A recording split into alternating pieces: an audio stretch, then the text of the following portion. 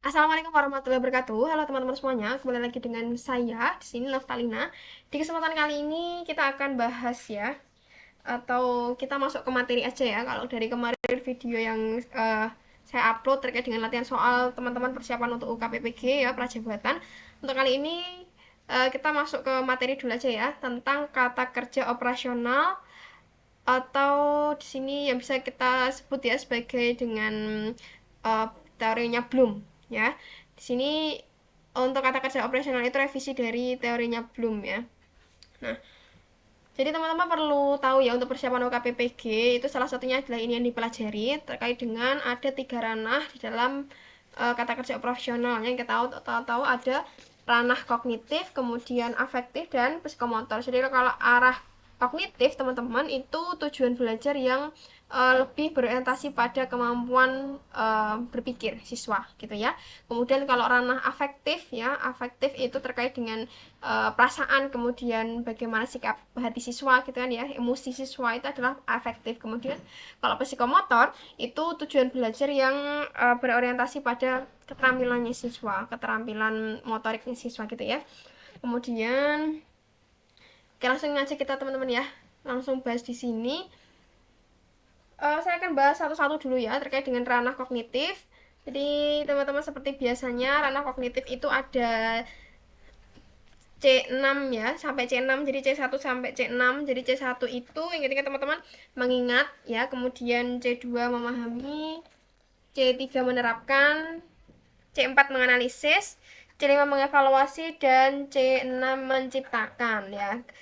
Kemarin kalau YPPG Prajabatan Gelombang 1 itu memang harus mempelajari ini ya, membedakan karena ada beberapa soal yang kita itu harus tahu kata kerja operasional apa yang gunakan yang tepat kayak gitu. Jadi saya akan bahas satu-satu ya teman-teman ya. Sebentar saya mau masang ini dulu. Nah untuk C1 teman-teman ya, mengingat itu adalah kemampuan siswa dalam proses apa ya istilahnya ya, pembelajaran itu dengan fakta atau dengan aturan atau dengan sebuah metode. Jadi mengingat ya, lebih ke menghafal sih di sini sih biasanya ya. Jadi kalau C1 itu misalnya istilah, kemudian fakta, aturan, urutan, metode itu C1 ya. Apa aja di sini? C1 bisa dilihat teman-teman ya. C1 itu terkait dengan bentar. C1 ada menemukan, mengidentifikasi, mengingat kembali, kemudian membaca, menghafal, menulis kembali, mengurutkan kayak gitu kan teman-teman, menyebutkan, melafalkan. Kalau saya biasanya teman-teman metodenya untuk mempermudah teman-teman ya, karena di sini banyak kata kunci yang harus kita bisa bedakan. Jadi teman-teman ambil kira-kira 5 aja kata kunci yang memang teman-teman bisa ingat, bisa pahami. Bedanya antara C1 dengan C2 apa kayak gitu aja ya.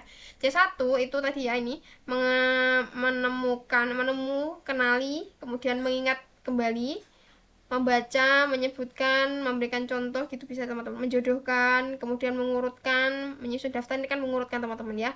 Ambil kata kunci yang sekiranya membuat teman-teman itu paham gitu aja ya, kata kunci berapa, 5 aja gak apa tiap C gitu kan. Kemudian lanjut ya ke C2. C2 itu terkait dengan memahami. Nah yang namanya paham itu kan berarti kemampuan siswa untuk menafsirkan kan, bisa kayak gitu kan, atau menjelaskan kayak gitu, atau memperkirakan. Nah jadi C2 itu menerjemahkan, menafsirkan ya ini ya, kemudian memperkirakan, menentukan, misalnya terkait dengan prosedur, memahami tentang konsep, prinsip, kaidah, misalnya kayak gitu ya. Biasanya kalau C2 itu lebih ke bagian soal-soal yang grafik atau tabel ya, kalau sudah masuk ke butir soal atau dalam bentuk bagan kayak gitu ya. Jadi C2 itu ada menjelaskan di sini teman-teman. Kalau saya biasanya yang saya hafalkan istilahnya karena di sini banyak kata kunci jadi harus dihafalkan. Kalau tidak dihafalkan berarti kita harus punya jam terbang yang lebih banyak untuk mendalami ini kayak gitu ya. Menjelaskan, kemudian merangkum, mengklasifikasikan, kemudian ada baik teman-teman ya, menginterpretasikan ini. menceritakan, memberikan contoh. Oke, 1 2 3 4 5 6. Oke, 6 aja cukup teman-teman ya ini ya, menjelaskan, kemudian menginterpretasikan, menceritakan, memberikan contoh, merangkum dan mengklasifikasikan. Itu ya teman-teman ya. Kemudian lanjut ke C3 teman-teman ya. C3 itu menerapkan, memecahkan masalah atau membuat bagan grafik menggunakan misalnya sebuah metode, prosedur, konsep, kaidah, prinsip. Jadi kalau menerapkan itu menurut saya lebih ke apa ya teman-teman ya, menerapkan itu kan melaksanakan atau mengimplementasikan suatu proses kayak gitu kan. Jadi C3 itu kata kuncinya apa aja, atau kata kerja operasionalnya sih ada mengimplementasikan, kemudian menentukan, memproses. Ini ya teman-teman ya yang saya centang itu, yang kira-kira teman-teman nanti bisa itu hafalkan. Kemudian membuktikan bisa. Nah, kemudian menyesuaikan. Ini teman-teman ya. Nah, silakan teman-teman kalau misal punya versi sendiri untuk menghafalkan juga boleh, monggo, mau pilih kata kerja yang mana. Yang penting teman-teman nanti bisa membedakan antara ke-6 kata kerja operasional di ranah kognitif gitu. Kemudian kalau C4 itu menganalisis ya teman-teman. Ini kalau C4 itu sudah mulai ke soal-soal hot ya. C4 sampai C6. Jadi C4 itu menganalisis mengenali kesalahan, memberikan misalnya fakta, menganalisis misalnya struktur, bagian atau hubungan ya. Nah, C4 itu teman-teman ini aja teman-teman, menelaah ya, kemudian mendiagnosis, mengorganisasikan, kemudian memecahkan masalah. Itu kan biasanya ciri khas dari menganalisis kan ya. Kemudian membandingkan. Nah, ini teman-teman perlu ini aja nggak apa, 5 kata kerja aja nggak apa dihafalin ya. Kemudian C5 itu mengevaluasi itu menilai berdasarkan norma internal. Jadi misalnya hasil karya, mutu, karangan. Biasanya kalau mengevaluasi itu lebih ke menyimpulkan ya teman-teman ya, atau memvalidasi. Jadi memvalidasi, menyimpulkan, kemudian mengevaluasi, memberikan saran, argumen kayak gitu, menafsirkan ini teman-teman ya. Nah, ini teman-teman untuk C5. Kemudian C6 itu menciptakan itu C6 ya. Mencipta itu artinya membangun atau merencanakan ya, merekonstruksikan kayak gitu kan. Jadi di sini C6 itu juga penting ya di sini ya. Tadi merencanakan, kemudian merekonstruksi, menciptakan, mengabstraksi, kemudian merancang kayak gitu kan teman-teman, mendesain. Nah, itu termasuk menciptakan. Itu untuk ranah kognitif ya teman-teman ya. Kemudian untuk berikutnya di sini juga kita jelaskan ya lebih lanjut terkait dengan ranah afektif.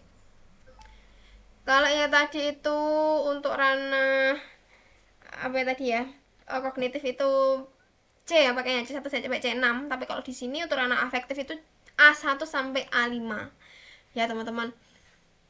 Sebenarnya kalau di sini, kalau di PPG Prajabatan itu soal-soalnya kemarin UKPPG itu mungkin ini itu ya, ranah afektifnya itu lebih ke apa ya, mengolah bagaimana apa yang dilakukan siswa, kemudian kayak perasaannya atau cara mengendalikan emosinya bagaimana kayak gitu aja ya teman-teman.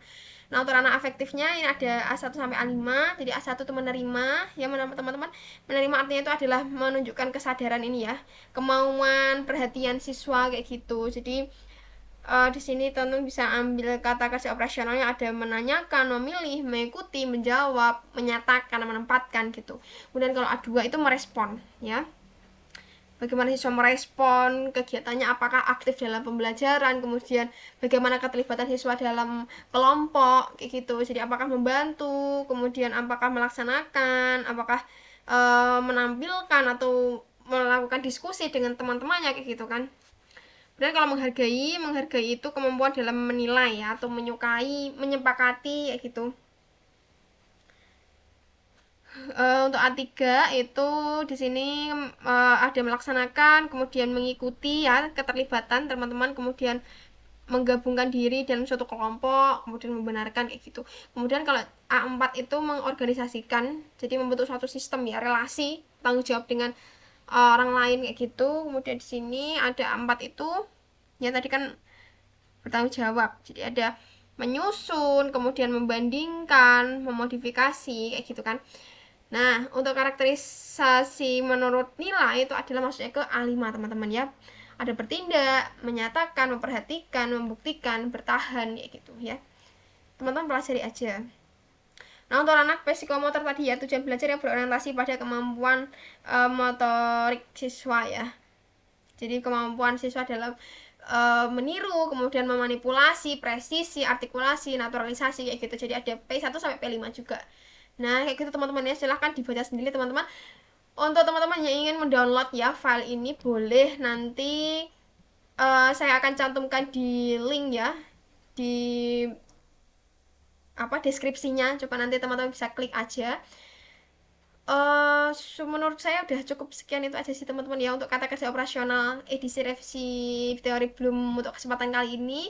Silakan teman-teman pelajari aja ya untuk persiapan tes tertulis UKPPG, karena ini termasuk materi dasar ya atau basic yang teman-teman perlu tahu, terutama di anak pendidikan harus tahu ini ya.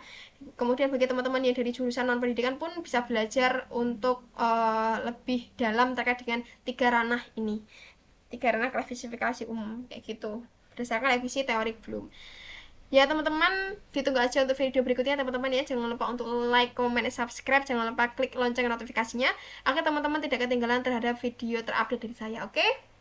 Saya akhirnya teman-teman ya. Assalamualaikum warahmatullahi wabarakatuh. See you in the next video teman-teman.